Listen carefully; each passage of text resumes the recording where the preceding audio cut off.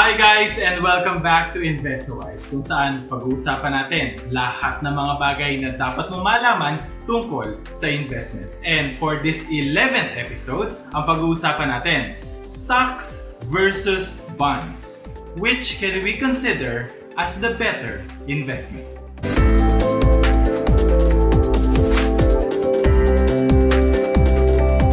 Kung beginner investor ka, you might not even be aware na sa mundo ng investing, merong bakbakan na parang Pacquiao Mayweather na laging inaabangan yung mga investors.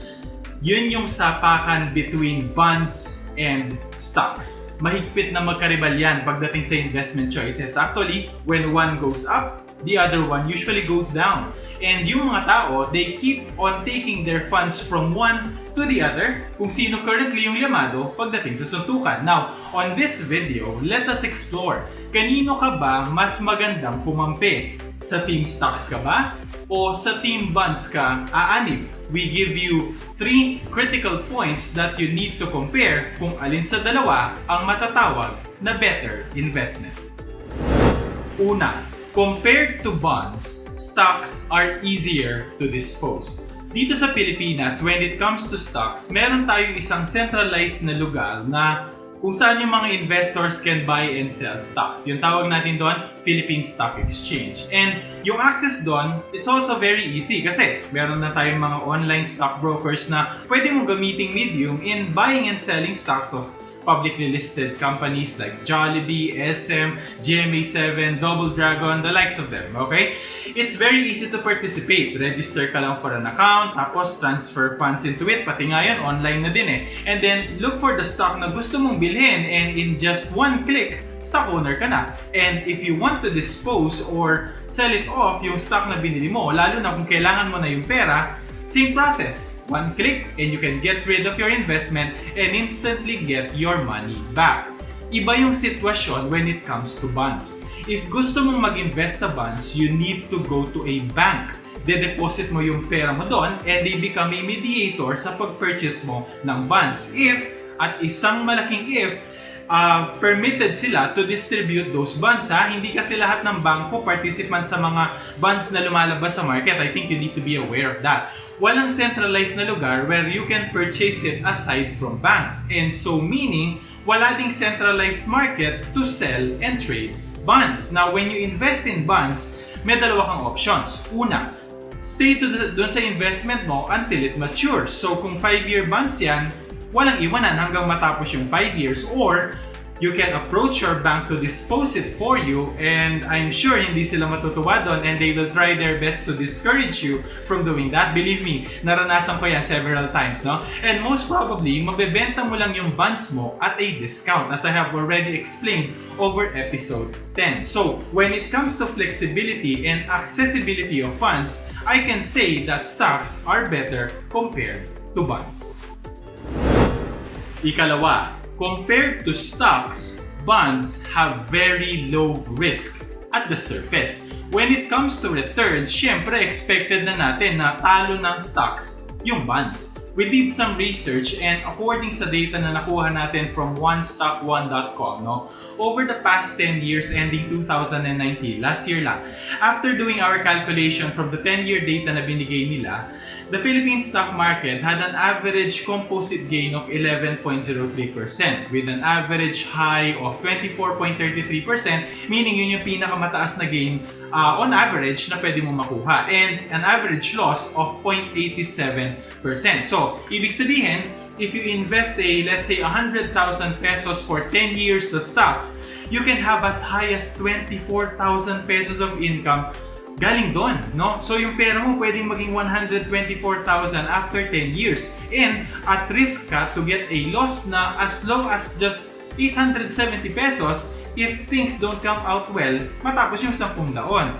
Meanwhile, yung mga bonds naman dito sa Pilipinas had an average interest rate of 6.37% base sa calculation din na ginawa namin over a 5-year data naman from governmentbonds.com. Ang laki ng difference, di ba?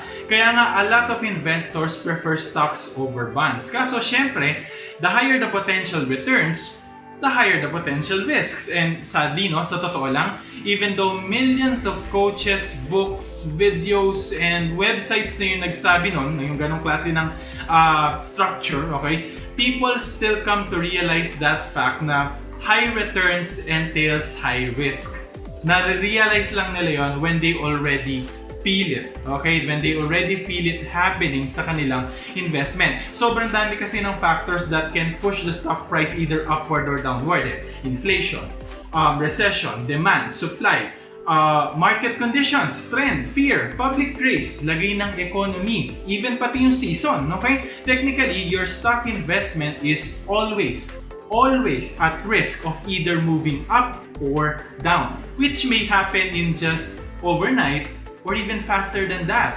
Pero pagdating sa bonds, very low yung ganyan na risk. Actually, in practical sense, no, wala namang loss sa bonds eh. You will always get a positive bond interest rate. Kasi kung hindi, ba't ka naman mag-i-invest in the first place, di ba? Which is fixed, okay, hanggang maturity. Na actually, nasabi ko na over the past episode, the only way that I can think of, no, that you can incur losses pagdating sa bonds is, una, either you sell it at a discount before maturity, which is choice mo na yon, okay?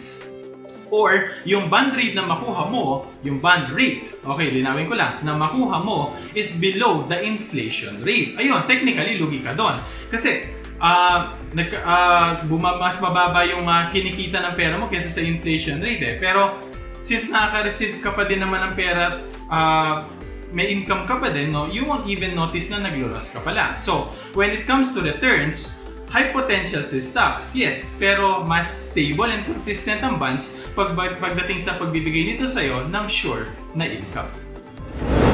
And pangatlo, stocks and bonds serve two totally different purposes. If your priority is to generate income, bonds will be your friend. Pero kung ang priority mo is to grow your investment, stocks ang maaasahan mo dyan.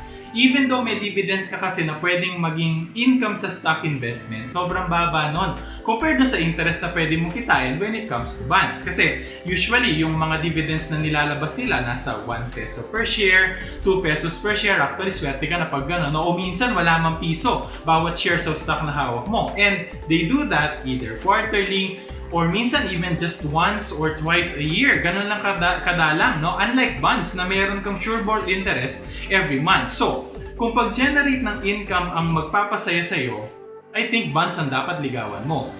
Wala ka kasing mapapala sa stocks and dun sa pabarya-baryang dividend na ibibigay niya sa'yo. Meanwhile, pagdating naman sa capital appreciation o pagtaas ng value ng pera mo, when it comes to stocks, the longer you stay in the stock investment, the higher the potential capital gain na makuha mo. Kita nyo naman yung averages na sinabi ko kanina, di ba?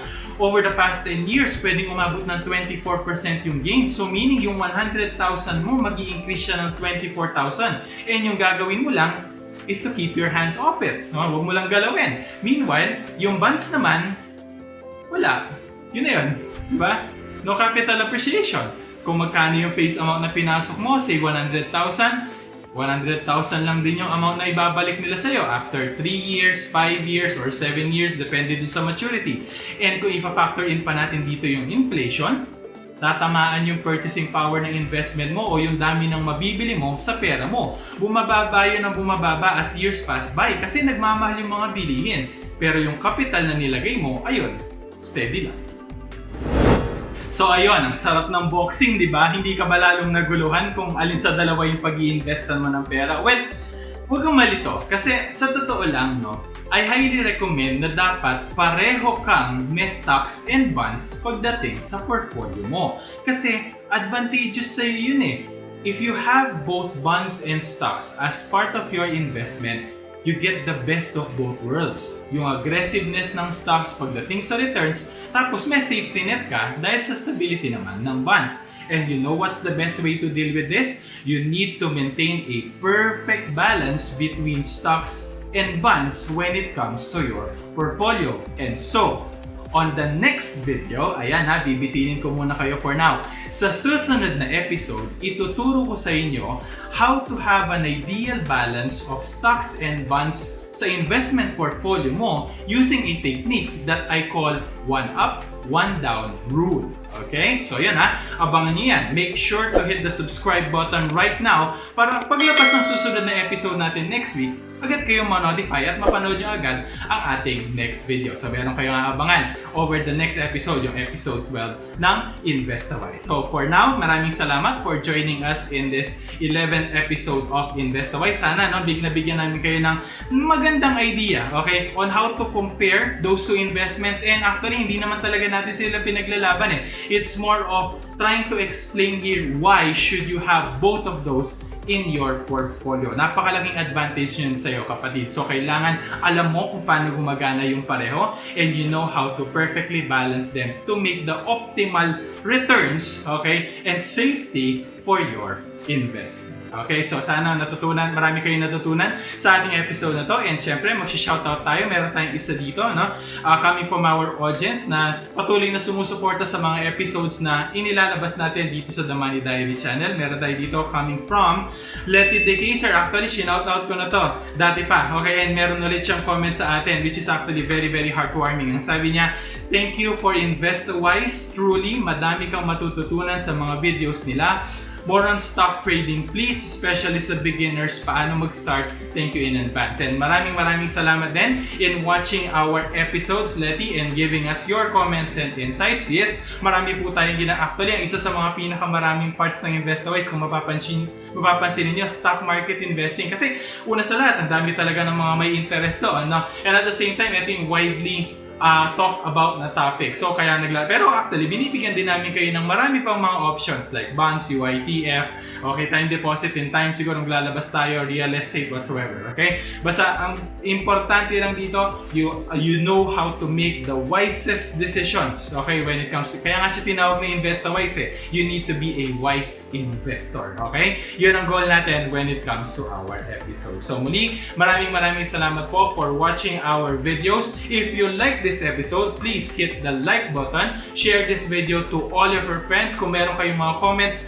suggestions, kung meron kayong mga gusto pang idagdag sa mga sinabi natin dito, i-dispute na baka meron kaming mga maling nasabi, well, you are very much free to give them to us and put them on the comment section.